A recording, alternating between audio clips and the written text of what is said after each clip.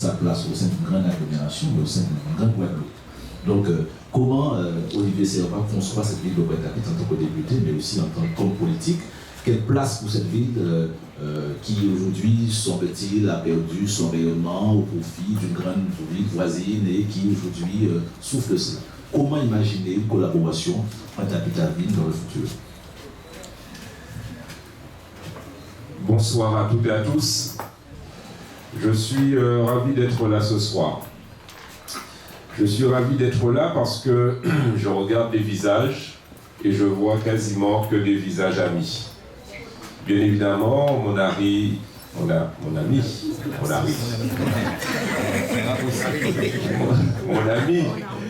Harry Durimel, je vois son épouse.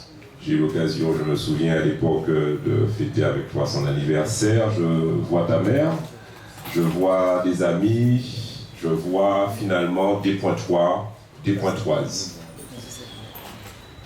Alors, je me garderai bien d'aller trop en avant sur le Pointe-à-Pitre d'aujourd'hui et de demain et comment l'améliorer, puisque quand je regarde autour de moi, je vois tout un tas d'hommes et femmes tout à fait autorisés et qualifiés pour penser mieux que moi le Pointe-à-Pitre d'aujourd'hui et de demain. Moi, je suis venu ce soir, en répondant à l'invitation du président du Rêve, Harry Durimel, pour vous délivrer un message politique. Premièrement, je ne souhaite pas que l'équipe sortante repasse. Message politique clair. Deuxième message politique, je souhaite qu'il y ait une alternative politique qui puisse prendre les responsabilités de Pointe-à-Pitre, parce que vous l'avez vu mieux que moi, Pointe-à-Pitre a été abîmé ces quelques dernières décennies. Et j'ai une intime conviction qui n'est pas forcément partagée par tout le monde politiquement à Pointe-à-Pitre, mais il faut remettre l'ouvrage sur le métier quotidiennement à moins de 100 jours de l'élection. Il ne faut, à mon avis, pas désespérer d'arriver à ce que nous puissions, pour gagner, être rassemblés. Alors je sais bien, je ne sais que trop bien, qu'il y a des énergies légitimes, politiques, à droite, à gauche, partout, qui veulent s'exprimer presque légitimement. Mais je suis sûr que chacune de ces énergies alternatives ont une envie de voir transformer la gouvernance de Pointe-à-Pitre. Et à ma place, bien évidemment, d'Alumière, mais de député, donc d'élu aussi de Pointe-à-Pitre, je m'y intéresse fortement, sérieusement, et je veux vous dire que je veux consacrer un temps avec vous, les Pointois, à ce que nous puissions trouver les voies et moyens pour un grand rassemblement qui n'est pas loin d'être possible,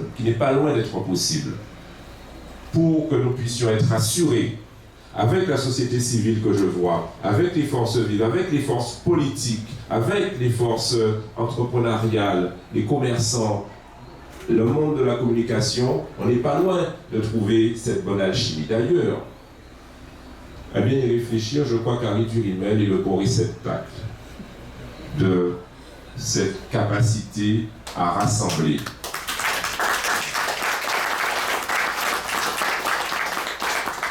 Donc, je suis venu vous dire que je suis à votre disposition pour participer à l'accompagnement et à la réussite de ce grand rassemblement qui, je suis sûr, une fois réalisé, il ne faut pas que ça tarde trop, on est déjà à la fin de l'année, j'en suis conscient, une fois réalisé, vous permettra à Pointe-à-Pitre de pouvoir gagner et de pouvoir réaliser tous les beaux projets que vous avez. En tout cas, vous avez tout mon soutien, toute mon affection et toute ma bienveillance. Bonne continuation, je vous remercie.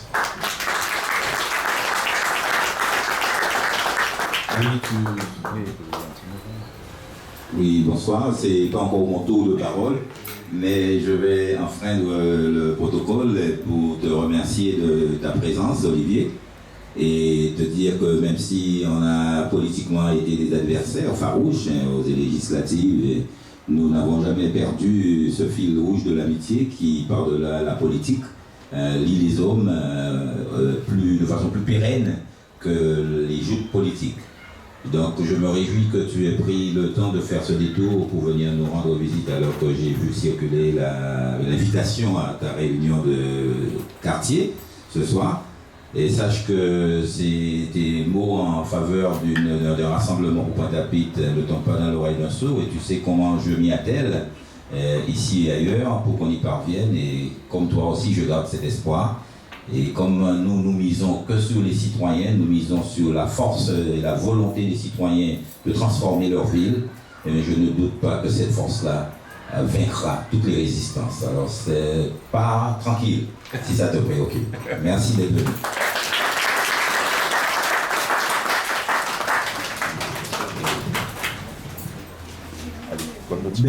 Merci pour ce soutien à donc, du député Olivier Servat.